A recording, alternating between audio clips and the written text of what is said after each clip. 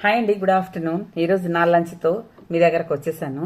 ఈరోజు నేను టోటల్గా కార్బోహైడ్రేట్ డైట్ తీసుకుంటున్నానండి. అంటే రైస్ వరకు వైట్ రైస్ తీసుకున్నాను ఈరోజు. ఎందుకంటే బాడీ బాగా నాకు నీరసంగా ఉందండి. ఎందుకంటే ఇప్పుడు 10 days నా డైట్ ప్లాన్లో నేను వైట్ రైస్ అయితే వాడలేదు.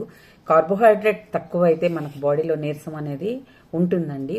ఎనర్జీ కావాలి కదండి వర్క్ చేసుకోవడానికి. సో 10 daysకి ఒక్కసారైనా కూడా కొద్దిగా వైట్ రైస్ అనేది తీసుకోవాలి. నేను ఈరోజు తీసుకున్నాను అది.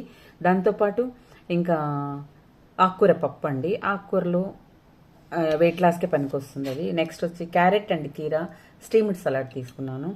ఒక 1/2 cup పెరుగు తీసుకున్నాను. కొద్దిగా టమోటా చట్నీ తీసుకున్నాను. అండ్ యాజ్ యూజువల్ ఆనియన్ తీసుకున్నాను. అప్పుడప్పుడు కార్బోహైడ్రేట్ డైట్ కూడా మనం తీసుకోవాలండి, లేదంటే కొద్దిగా మనం సిక్ అవుతాము. సో నేను ఈరోజు అయితే ఈ డైట్ని తీసుకున్నాను. మీకు నచ్చితే లైక్ చేయండి, షేర్ చేయండి అండ్ సబ్స్క్రైబ్.